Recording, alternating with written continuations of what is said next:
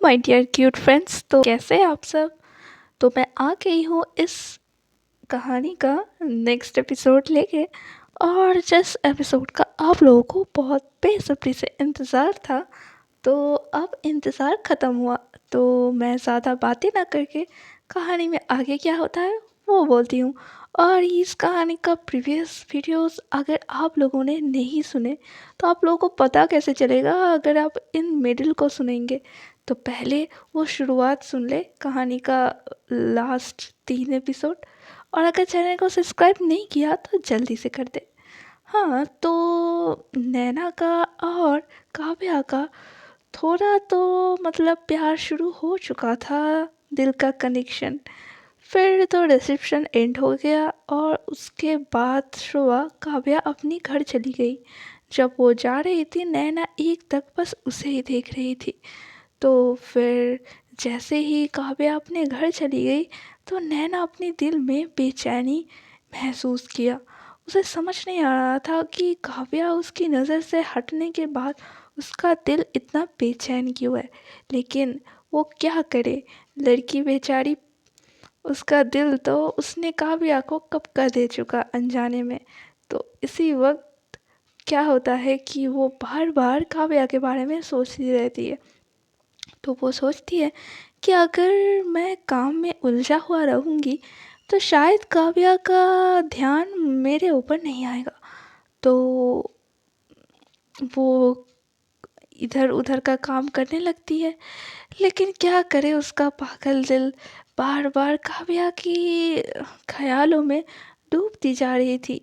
वो काम तो कर रही थी और काम के बीच में खोए जा रही थी। फिर ये सब करके रात हो गया।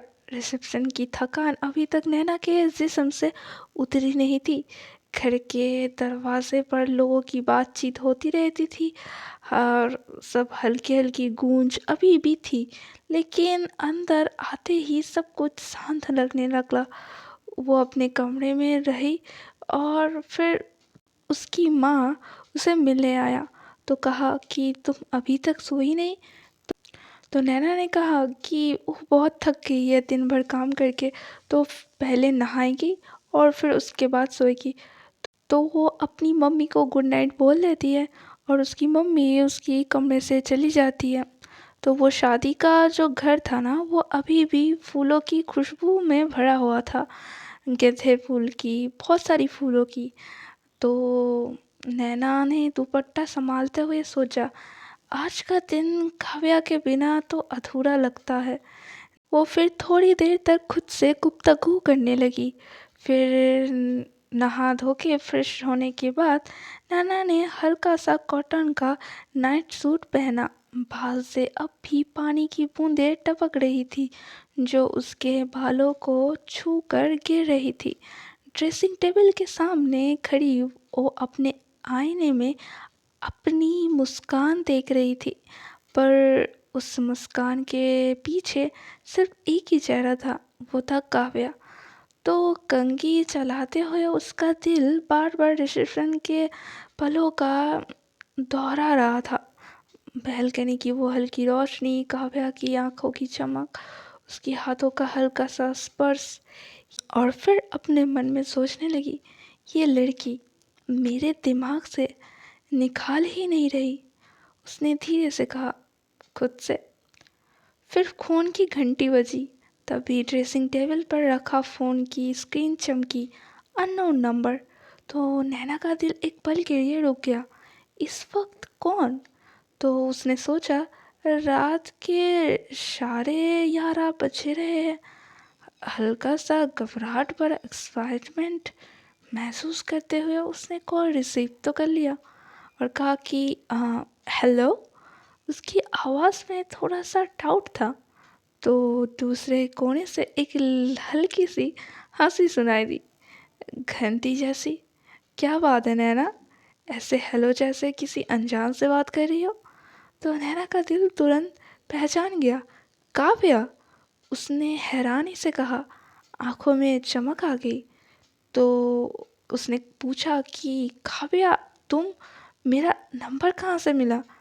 नैना अभी भी यकीन नहीं कर पा रही थी, लेकिन तुम्हारे पास मेरा नंबर आया कैसे?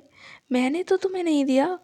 तो काव्या ने बीच में ही रोकते हुए कहा कि उसकी आवाज़ में थोड़ा मजाक और शरारत भी थी, और कहा कि अरे इतनी बड़ी बात नहीं है, तुम्हारे कज़न से ले लिया। थोड़ा मेहनत करनी पड़ी, लेकिन तुमसे बात करने का मन इतना ज़ोर से कर रहा था कि क्या करें। तो नैना का चेहरा सुर्ख हो गया। तुम बिना पूछे? हाँ, काव्या ने धीरे से कहा, वरना तुम मुझे खुद कब कॉल करती हैं? तो नैना बस थोड़ा मुस्कुराई। दिल में अजीब सी गर्मी उतर गई। काव्या की आवाज़ में शैतानी थी। वैसे अभी क्या कर रही हो? लगता है अभी भी मेरे बारे में सोच रही थी, है ना? नैना ने कंघी रोक दी। नहीं तो, उसने झूठ बोला, लेकिन उसकी मुस्कान उसे बेपनाह बेचैन कर रही थी। सच? मुझे तो लगता है तुम ड्रेसिंग टेबल के सामने खड़ी हो, गीले बाल को सुलझा रही हो और बस मेरे ही सोच में डूबी हुई हो।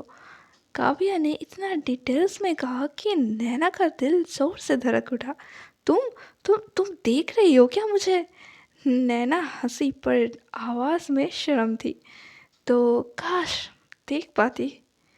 काव्या ने हल्की सांस लेकर कहा, तुम्हारी आवाज़ ही काफ़ी है। तो नैना को लगा जैसे फ़ोन के थ्रू काव्या का सांस उसके कानों के पास महसूस हो रहा है। तुम इतना डिटेल्स में कैसे सोच सकती हो? तो कहा कि क्योंकि रिसेप्शन में तुम्हारे हर एक अदा मेरे दिमाग में चिपक गई है। काव्या ने थोड़ी फुर्सत से कहा। तो वो लाल चुनरी, वो मुस्कान, मैं भूल नहीं सकती। तो नैना ने आंखें बंद कर ली। उसका दिल एक अजीब सा सुकून महसूस कर रहा था। तुम फ्लर्ट करती हो? नैना ने हल्की सी डांट लगाते हुए कहा। और फिर काव्या ने कहा कि फ्लर्ट नहीं, बस सच बोल रही हूँ। तो वैसे तुम्हें बुरा लग रहा है क्या? तो नैना ने चुप रहा, बस एक हल्की हंसी निकाल गई। तो दोनों कुछ देर तक बिना कुछ कहे बस एक दूसरे की सांस सुनते रहे। काव्या ने धीरे से कहा, मैं चाह रही थी आज की रात ख़त्म ना हो। तुम्हारी आवाज़ सुनकर लगता है रिसेप्शन अभी भी चल रहा है। तो नैना का दिल पिघल गया। कहा कि काव्या, उसने बस इतना ही कहा। तो काव्या ने हल्का से कहा कि क्या? जैसे कह रही हो, मैं यही हूँ। रात दोनों के लिए लंबी थी, मगर मीठी। हर लफ्ज़, हर छोटी सी बात ने उनके दिल के बीच एक नई दौड़ बन रही थी, एक ऐसा सिलसिला जो अब रुकने वाला नहीं था। तो फ़ोन के दूसरे कोने पर काव्या की हल्की सी खामोशी छाई थी, जैसे वो कोई बात सोच रही हो। नैना ड्रेसिंग टेबल के सामने अभी भी खड़ी थी। गीले बाल उसके कपड़ों पर गिर जा रहे थे। तो फिर काव्या सॉफ्ट ने कहा कि नैना, कल शाम तुम मुझसे मिल सकती हो? तो नैना का दिल एक पल के लिए रुक सा गया। उसने आंखों से अपनी ही चेहरे का रंग देखने की कोशिश की, जैसे आईने से कुछ छुपाया जा सकता हो। और उसने कहा, कल? पर क्यों? अभी तो हम रिसेप्शन से मिले थे ना? तो काव्या की हंसी खिड़की से आती ठंडी हवा जैसी थी, हल्की लेकिन दिल को छू जाने वाली। फिर काव्या ने कहा, बस ऐसे ही तुमसे मिलने का मन करता है, तुम्हारे साथ एक कप चाय पीने का मन करता है। तो नैना ने घबराहट में कंघी को टेबल पर रख दिया। मुझे नहीं लगता मैं कल मिल पाऊंगी, वैसे भी तुम्हारा घर भी दूर है। और तो काव्या थोड़ा नखरे से कहा, दूर? 2 किलोमीटर भी नहीं है। और बहाने मत बनाओ नैना, तुम मुझे मिलना नहीं चाहती, बस इतना कहो। तो नैना ने थोड़ा तेज सांस ली। ऐसा नहीं है, पर तो काव्या की आवाज़ में अब मस्ती से ज़्यादा नर्म थी। फिर क्या? फिर क्यों? क्यों नहीं मिलोगी मुझसे? मुझे दिल तो लगता है अब तुम्हें मुझसे रोज़ मिलना पड़ेगा। तुम्हारे बिना सच कह रही हूँ जीना मुश्किल हो जाएगा। तो नैना का दिल गर्म हो उठा। उसने खुद को संभालने के लिए आंखें बंद कर ली, पर काव्या के लफ्ज़ उसके कानों में गूंज रहे थे। तो नैना हल्के से कहा, रोज़ तुम कुछ ज़्यादा ही। तो काव्या ने बीच में कहा कि ज़्यादा नहीं, दिल से बोल रही हूँ। तुम्हें देखे बिना चैन नहीं पड़ता। तुम मेरी तसल्ली हो, जैसे सांस लेने का एहसास। तो आईने में अपने गालों का रंग देखकर नैना को लगा जैसे सब कुछ बयां हो रहा है। तो नैना ने कहा कि काव्या तुम इतना सब कैसे बोल सकती हो। तो काव्या कहती है, बस बोल देती हूँ। तुमसे बात करके लगता है दिल हल्का हो गया। तुम भी तो सुन रही हो ना, मतलब तुम भी छुप के खुश हो रही हो मेरी बात सुन के।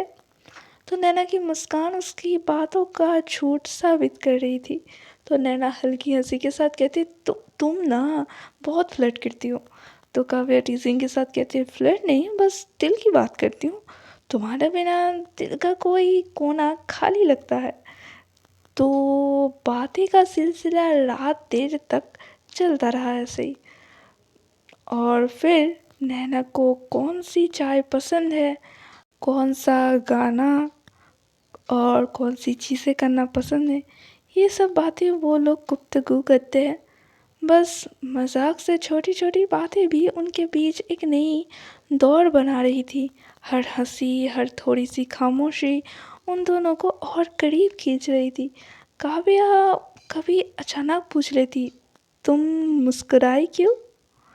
तो मुझे लगता है तुम मुस्कुराई। और नैना चुप रहकर भी हंस पड़ती। रात के आखिरी पहर, जब दोनों की आवाज़ में नींद की नरमी घुल रही थी, काव्या ने धीरे से कहा, तो कल बस सोच लो, मैं शाम को तुम्हारे एरिया में हो सकती हूँ। एक छोटी सी वॉक, बस तुम और मैं, बिना किसी शोर के। तो नैना ने बस हल्की सी कहकर फ़ोन रख दिया। लेकिन उस में जो हल्का सा हाँ छुपा था, उसे दोनों समझ लिया। और फिर जब लाइट्स बंद करके नैना बिस्तर पर लेटी, उसके दिल में बस काव्या की आवाज़ गूंज रही थी, तुम्हें देखे बिना चैन नहीं पड़ता। ये रात दोनों के लिए सिर्फ एक कॉल नहीं, बहुत कुछ ज़्यादा थी।